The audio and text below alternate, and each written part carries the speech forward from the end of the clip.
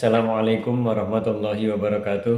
Kembali lagi di channel Kulainu, kajian dan ulasan Ahlussunnah wal Jamaah Nahdlatul Ulama, Desa Selarang Kidul, Kecamatan Baksu, Kabupaten Tegal. Alhamdulillah wa syukurillah, setelah kita mengetahui tentang hal-hal yang harus kita lakukan dan hal-hal yang harus kita tinggalkan di dalam bab puasa, kita beranjak pada beberapa masalah yang sudah masuk, baik itu secara offline ataupun DM-DM di Instagram, WA, dan lain sebagainya. Ini sudah masuk beberapa pertanyaan yang harus diperhatikan, mungkin bisa jadi nanti terjadi pada kalian semuanya. Baik, saya awali dari yang pertama, yaitu terkait bepergian. Jadi bepergian sesudah fajar, berarti setelah subuh, itu termasuk hal yang membatalkan puasa atau tidak, atau boleh membatalkan puasa atau tidak.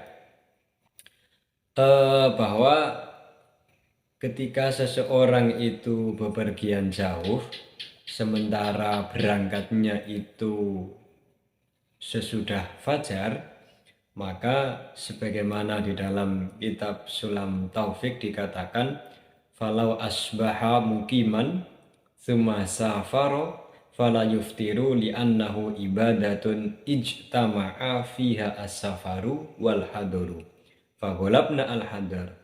Namun waqala al-Muzani yajuzu lahu al-fitru li'anna sabab al-murakhasa mawjudun. Bahwa ketika seseorang itu bepergian jauh, berangkatnya setelah subuh atau setelah fajar, maka hukumnya tidak diperbolehkan membatalkan puasa. Karena bolehnya membatalkan puasa itu bagi musafir, yaitu jika berangkatnya sebelum fajar. Namun meskipun demikian, menurut Imam Muzani diperbolehkan membatalkan puasa karena sebab dari rukhsah, diringankannya sebuah hukum itu ada, yaitu bepergian itu sendiri.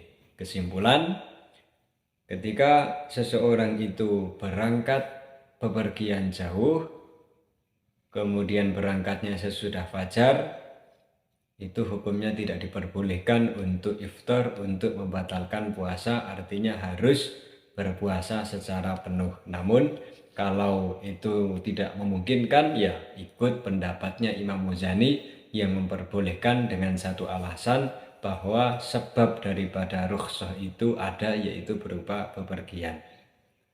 Itu yang pertama. Kemudian pertanyaan berikutnya adalah yang sering dialami oleh ibu-ibu, yakni ketika mencicipi sebuah makanan. Bolehkah bagi orang yang puasa mencicipi makanan, mengingat aroma makanan itu masih terasa di lidah?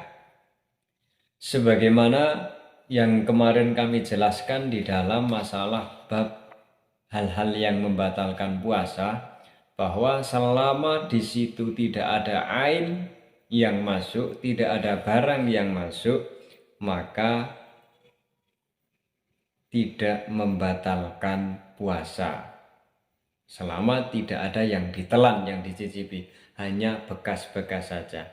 Sebagaimana yang tertera dalam kitab Tuhfatul Muhtaj fi Syarhil Minhaj.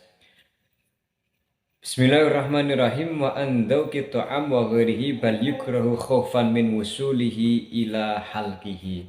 Bahwa terkait bau daripada makanan dan selainnya, ini hukumnya adalah makruh, dikhawatirkan nanti tertelan. Qauluhu ila halqihi qadiyatuhu anna wusulahu qahrun alaihi muftirun wa la yab'udu fi ma idha tija lidauki alla yahdura sakuhu ilal jawfi kama yukhadu mimma taqaddama fil hasyah anil anwar. Bahwa segala hal tentang masalah mencicipi atau hal-hal yang ada di dalam mulut kita, ini pada intinya selama tidak ada sesuatu yang masuk ke halak, ke tenggorokan atau sampai ke perut, ini tidak membatalkan puasa. Berbeda halnya ketika ada sisa makanan,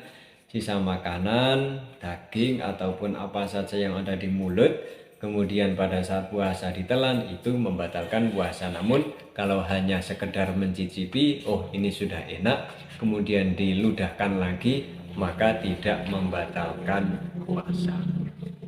Kemudian pertanyaan yang ketiga adalah tentang mengunyah makanan untuk bayi. Nah ini kan sering ibu-ibu yang memiliki bayi dikunyahkan dulu, kemudian didulangkan, disuapkan kepada bayi. Bagaimana hukumnya? Apakah mengunyah makanan diperbolehkan bagi orang yang berpuasa, sementara ya aroma rasa makanannya itu sangat terasa di lidah. Sebagaimana dalam kitab Hasyiah Jamal, bahwa boleh dengan syarat tanpa menelan makanan yang dikunyah tersebut, meskipun aroma dan rasa makanan masih sangat-sangat terasa di lidah. Yani wa tarku dzauqi li ta'amin aw ghairi khaufa wusuli halqahu wa taqyidul asli bi dzauqi ta'am jaru 'alal ghalib wa tarku alqin bi fathil ain li annahu yajma'ur riqa fa innahu balaghahu aftara fi wajhin wa in abqahu at-tashahu wa huwa makruhun kama fil majmu' qauluhu khaufa wusuli halqahu na'am in ihtaja ila nahwi khubzin litiflin lam yukrah, bahwa ketika hal ini sangat-sangat dibutuhkan untuk mengunyah roti ataupun sesamanya yang mana nanti untuk diberikan kepada anak kecil, maka ia tidak makruh dan juga tidak haram dan tidak membatalkan puasa. Baik, itulah jawaban-jawaban dari pertanyaan yang sudah masuk pada kesempatan kali ini dalam bab fikih puasa. Teman-teman, jika ada hal-hal yang masih dijanggalkan atau masih ragu dalam masalah fikih puasa, bisa ditanyakan baik melalui admin Instagram, Facebook, ataupun WhatsApp, ataupun secara offline, monggo untuk disampaikan supaya nanti bisa menyebar kepada yang lainnya yang sama-sama mengalami pada masalah tersebut, sehingga nanti kita akan mendapatkan ilmu yang utuh. Pernah senior itu mengatakan jangan malu untuk bertanya, karena lebih baik bodoh 5 menit daripada bodoh selama-lamanya. Artinya pada saat kita memberikan pertanyaan ini dalam keadaan bodoh, namun ketika kita sudah mendapatkan jawaban dari pertanyaan tersebut, ini sudah menjadi satu ilmu yang kemudian kita ketahui sehingga menjadi ahli ilmu dan tidak dikatakan sebagai orang yang bodoh.